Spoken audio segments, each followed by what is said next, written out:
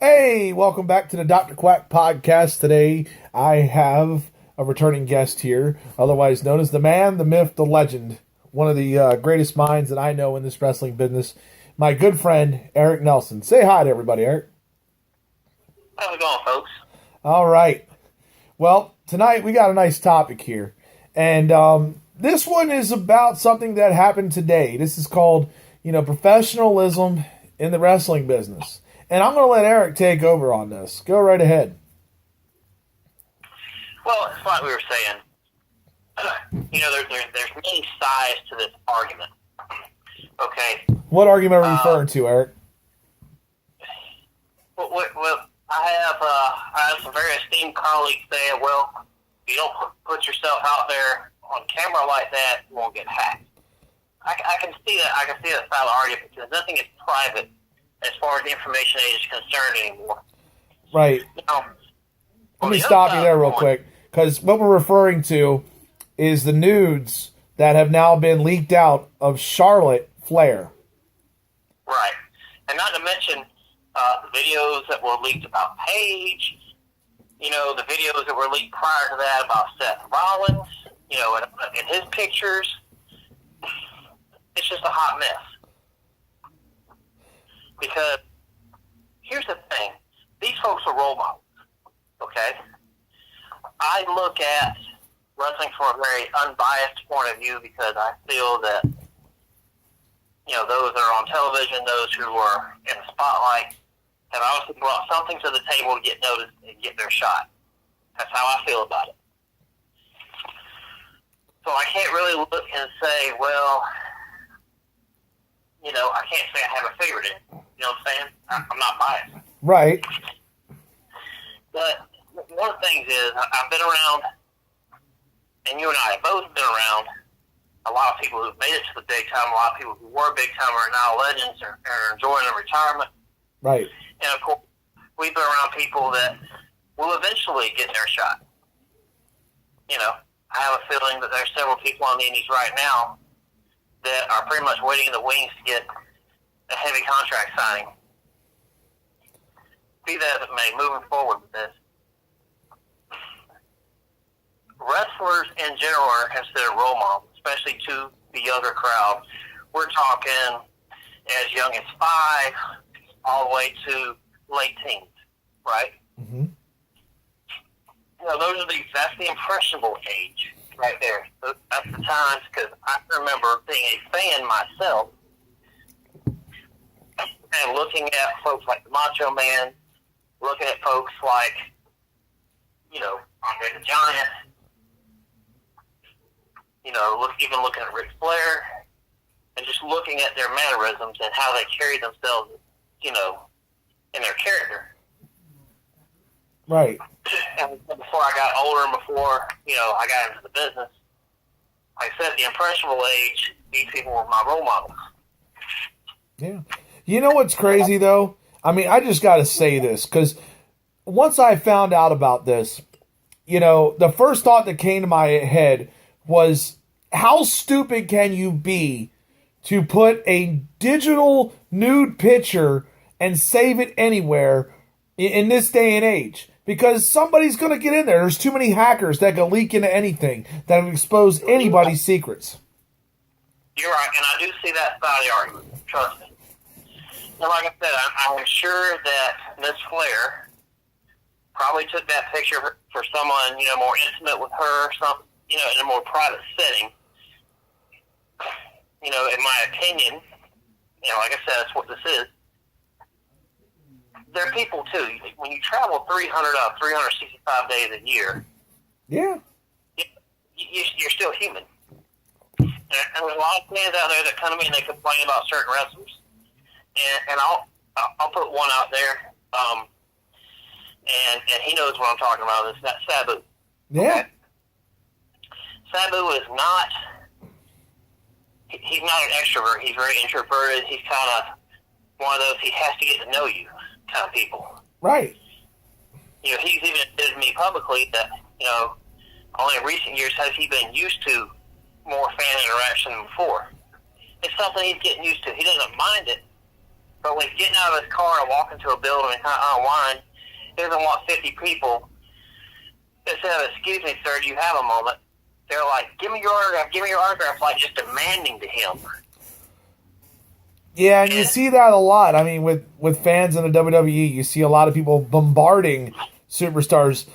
Sasha Banks has been well known to hate that for anybody coming up to her in an airport or anywhere else outside of a sanctioned WWE event. She is really not happy with it.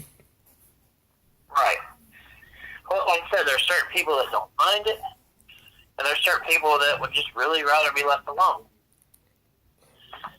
Because, like I said, these people want to unwind. They don't want to think about work constantly. They don't want to be in character constantly. There were some that were very comfortable with that. Yeah.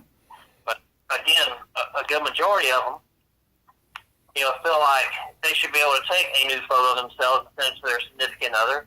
They should be able to explore whatever sexuality they're into. Like I said, and I'm speaking from an unbiased point of view on this. Right. They should be able to, go to a hockey game with a person of their choosing and not be harassed. They shouldn't. I will say a quote from here from somebody. I remember Charles Barkley saying this. We are not role models. And he's referring to every athlete in the world, which, I totally get that. There really aren't role models. Some of these guys, the way they grew up, they're not people that you would consider a role model life. They didn't have the silver spoon in their mouth. They didn't go to Ivy League college. Some of these guys, had the rusty spoon in their mouth and fought from the ground up. I mean, they're inspirational, but role models may be a different word. Well, but here's the thing. Everybody's got their own definition of what their role model is. A role model for me would be something I can relate to more. I didn't grow up with a silver spoon in my mouth either. I had to basically earn everything I ever got. Right. I didn't have expensive shoes and expensive clothes growing up. I had stuff, but it wasn't one of those things that was given to me. I enlisted in the Navy to make my own way. Earn my retirement, that sort of thing. Right. And I've gone there and totally busted my ass for everything I've ever achieved in my life. So when I look at, the everyman hero like Stone Cold Steve Austin, now, mind you, by the time he became Stone Cold Steve Austin, I was well into the military, but I can relate to a guy like him. He was just trying to be your everyday guy, drink beer, raise hell, and tell his boss to stick it. Right. That's your everyman hero. A lot of people wouldn't consider that a role model because of that behavior, but when you look at a guy who's a blue-collar worker and is basically working his tail off for little or nothing, and all he wants to do is tell his boss what he really thinks and go have a cold beer, you can respect a guy like that. Correct. You can look at him as a... So, there have been public figures in the past that are less than savory people, but you have to think, if you're in the public eye, if you're a public figure of any sort, you are somebody's role model. Somebody is looking at you, whether you realize it or not. Right. You know what I'm saying? Oh, I totally agree. I mean, being a role model is hard, but here's my question to you, because you've been in this business a long time and you've seen a lot of indie talent. What advice can you give to indie talent as far as, with social media and how they present themselves? What kind of advice would you give them? Well, number one, you got to make yourself marketable. You got to make people believe in what you're selling them. For example, I have seen guys that just rely on social media and nothing else to try to get themselves over. And then it's like if a fan recognizes them from any show and they approach them, now, again, it's all in your approach, folks. How you approach somebody is how they're going to respond. In most cases, I've seen people that no matter how nice you are to them, they're still going to feed you a lot of shit. Yeah. But case in point is if you want to promote yourself and make yourself a believable figure and you want to go to that next level, promote yourself. Don't put stuff out there. I'm available for bookings. Come book me. Go out there and make it to where you do not have to walk into a room and introduce yourself. When you walk in a room, they will automatically know you are who you say you are. Yeah. Without you even having to say a word. Let's talk about that real quick. I'm kind of curious, because you and I, we still kind of work for Stranglehold Wrestling. You still run it. I'm still kind of working involved in this. When somebody sends you a message and you get this message that says, hey, I'm interested in working for you, or I'm looking for a booking. What's the first thing that comes to your mind when that happens? Well, number one is, do I know this person? First and foremost. Number two is, okay, you got anything I can look at? You got any video, any matches? Who can vouch for you? Who trains you? That kind of thing. Because I don't want to just book any old body and say, sure, I'll just, I'm gonna just randomly choose 10 guys and throw them in a show and hope he draws money. Because at the end of the day, you still gotta make money. Because these things are not cheap. A good show is not cheap. No. If you just want to put one on for the hell of it and not put nothing into it, you're not going to get anything out of it. That's just the bottom line. I've watched it happen many times. Case in point, when we went to West Virginia to try to help the WVWA folks out. Yeah. And we gave them all the advice we could that we learned from the people who paved the way for us, like Tony Atlas and Jim Cornette, and those guys that advised us and said, these are the things you need to be doing to be successful. George Steele was a huge part of that with me. He gave me a list longer than I-95 of things that I should do and shouldn't do. And he was always there with me every step of the way. If I had a question, I called him. Yeah, George is great for that. He really was. He was, if you wanted advice, he would definitely give it to you, and he usually gave great advice. Absolutely. Because sometimes with, the legends, or the people that have made their way, a lot of times if you just sit back and let them talk, you'll find out what you want to know, and that's another thing I try to tell these folks. And like I said, I'm not aiming at any one person, okay? This is a general statement. I'm not shooting on nobody. I'm not mudslinging. Right. I'm just some general observations I've been making over the last couple of years specifically. I mean, here you go. Can I just give my breakdown real quick on this? Sure. You'll love this. Because generally, okay, we get videos sent to us, and we get things like that, and people asking, be a part of the show. When we do run, I mean, trust me, we'll probably run another one here, I'd imagine, sometime this year. We're working on that, just getting some things going. Absolutely. I'm sure we've got some things going on toward this summer, potentially. But here's the thing. It's like when people send you talent, right? And they say, here, watch my video. Things not to do, okay, folks? Things not to do. 1, don't put music in your video. Believe it or not, whoever's trying to watch this and trying to see how you're doing is trying to see how the fans are judging you, how they're reacting. It's a very important thing there. Because if everybody's sitting on their hands, nobody wants to really see you. Nobody's caring. If they're talking to each other and not getting involved in this match, it really says a lot about your character. Yeah, absolutely. I mean, also, we want to see, a good match. I'm not interested in you going over winning a championship. I mean, that's a lot of guys. When they're scouting, when they're watching things, they're not interested in that. They're interested on how your moves look, how crisp your bumps are, how well you have chemistry in the ring. And a lot of times when I'm asked to watch a video, I generally want to watch 4 or 5 of the guy, because it's not always the guy you're working. Or it's not always you. You may look great in one match, but you probably look terrible in another because, you've seen yourself working somebody who's smaller, bigger, fatter, less trained. I mean, a lot of factors in that. This is why when you scout, you have to watch about 4 to 5 videos generally of somebody to get a decent impression. You may not even be right on that completely. Sometimes I've watched up to 10 matches on people. I reminds me of one video I sent recently, and it was some, new age emo music playing, and I could count how many times the fans got up and went to the snack bar during that match. Oh yeah, it was ridiculous. And you see that in these matches, and that's why I'm like, you want to send quality stuff, But we're gonna do our scouting. Just because you send us one video, if we find more, we're gonna watch. I mean, definitely, that's what I do as a scout here. Pretty much looking at people. I want to make sure that I find good talent, and I want. I'm sorry. Go ahead. If somebody says, "Well, I'm from Tennessee," well, I know people in Tennessee. I can call and ask, "Hey, that person right here? What can you tell me about the person's work? Would you book them?" You know what I'm saying? Oh yeah. Why would you book them? I mean, it's like especially Ricky Morton. I mean, Ricky Morton's known throughout Tennessee as well as the world, obviously. Now he's in the Hall of Fame, and everybody knows he's one after Rock and Roll Express. If somebody says he's from Tennessee, I'm going to call him and say, "Hey, do you know this guy?" Right. I mean, if you want to ask some of the bigger promoters out there, I mean, you ask guys like John Rambo. John Rambo runs Maryland Championship Wrestling up in that area, helps out with that, and he does a great job.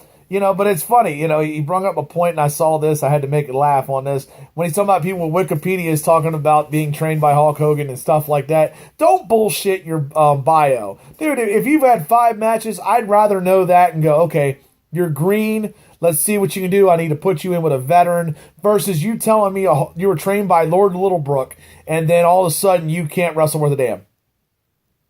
Right. I see a lot of this. I mean, I love Facebook, and this is a great thing to me. But when you read about people and their matches and things like that, it kills me how some of them are really embellished. But other guys, it's the real deal. I'll give a shout out right here to Damian Wayne Koskell. Trust me, if you've never seen a guy in action that's really talented, you need to watch this guy. This guy, legitimate talent, one of the best. I've worked many shows with Damian Wayne. Especially the Mid-Atlantic region, where I spent the greater half of my military career. And I'm telling you, well-respected veteran, runs a locker room with precision, just all-around well-rounded wrestler. Yeah, he's the guy you want in your locker room. Oh, yeah. He's had enough good things about him. Yeah, instant cornerstone guy. Really, I mean, he can definitely, you can build a locker room around that guy. Absolutely. Yeah, but what else can you say, would you suggest to indie wrestlers that they need to really do? If they're planning on making a career out of this, they're planning on going 15, 20 years, they want to make it to the WWE or overseas, what would you suggest to them? Well, like I said, it's all in your presentation. How marketable are you? Do you look the part, number one? And we're going back to, we're going to watch a few videos and see how you are, but if you look like you're just some fan that walked out of the stands and climbed to the ring, whether you can actually wrestle or not, it's all about what are you presenting? What are you trying to tell the people? Who are you exactly? You know what I'm saying? Right. I mean, if you're really looking for the worst in professional wrestling and your goal's to be that, you belong on the world famous Flea Market. One of my all-time favorite shows on YouTube. I'm telling you, if you're looking for really just to see how bad things can really get in this business, watch that once. In their defense, that Ronald McDonald video was hilarious. Oh, yeah, Ronald McDonald and the Hamburglar versus the Gramps. I'm telling you, whoever did that, A+. And that is not a bad video. If you really want to watch some good carny action, awesome. Really awesome. I mean, like I said, take yourself seriously. Make yourself an enterprise. Invest in quality gear. Be in the gym. Train constantly. Don't just say, "Okay, I graduated wrestling training in 6 months. I ain't got to train no more." The people who pay the way for it, they train constantly. There was no, "Okay, I graduated this little wrestling school or who's ever training program, and now I don't have to go train no more." Now I don't have to go to the gym no more. I don't do this no more. I'm a bona fide wrestler. Right. No, absolutely not. Not at all. George Steele told me early on that if you ever get to a point that you think you know everything in this business, you might as well just quit because you can never know everything about this business. He was one of the oldest competing wrestlers up until a few years before his death, and he told me he was still learning. Yeah. So, like I said, I may not have had all the answers, but I knew where to find them if I needed them. And I was grateful to the vets that sat me down and basically told me how things were and gave me advice, and were always willing to lend a hand if I needed it. That's another thing.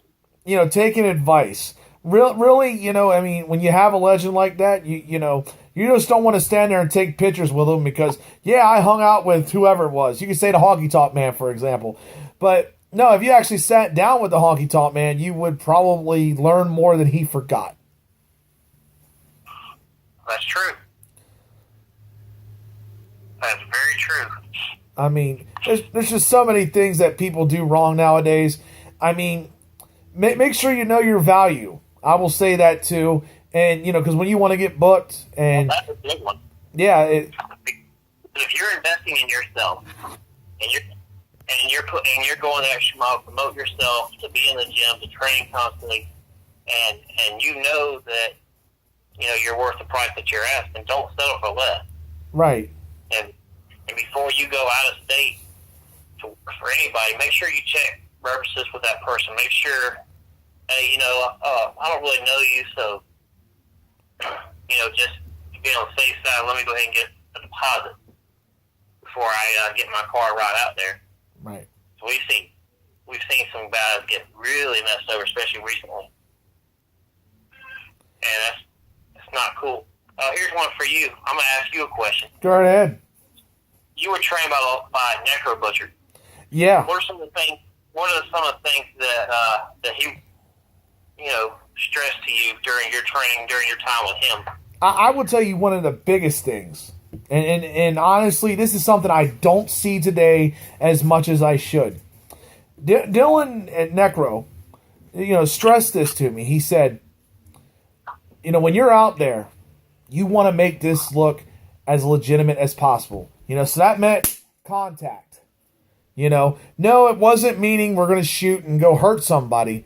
But it was meant if I had a fan that was sitting 5 feet from the ring and they saw me air punch and they just went, that looked fake. Or versus me coming up and chopping the hell out of somebody and they make them go, oh my God, did you see that? Did you see that? Looking over to his buddy over there.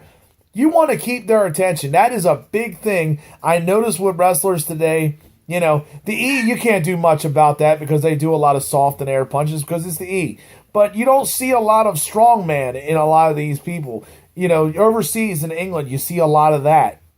That was probably, one in Japan, of course, and many other places overseas. But you don't see that on many other things. That's just one of the major things I've noticed. There's not a lot of contact in wrestling anymore. I see a lot of air punches and bad selling. He told me this too. He said, if you ever planned on being, in this business for a long period of time, the number one thing you need to be able to do is sell, and that was something that I prided myself on. I wasn't the smartest worker. I wasn't the greatest worker, but I tell you, I could sell anything and make it look devastating. I was pretty good at that. That was definitely the two things that I learned from Necro. Well, there it is. Yeah. Well, we've got about enough time here. I'm getting ready to wrap up this show here. So, you got any final words? Anything you'd like to say, Eric? Well, like I said, number one rule is presentation is everything. How you present yourself, your approach, all of it. That really defines how professional you are. And just remember, you never know who's watching you. So you got to be careful what you do and what you say. This is very true. Just bottom line. I feel bad for the things that have happened in the recent times here, but you're right. We're always looked at, we're always scrutinized, but just remember, those folks are just people too.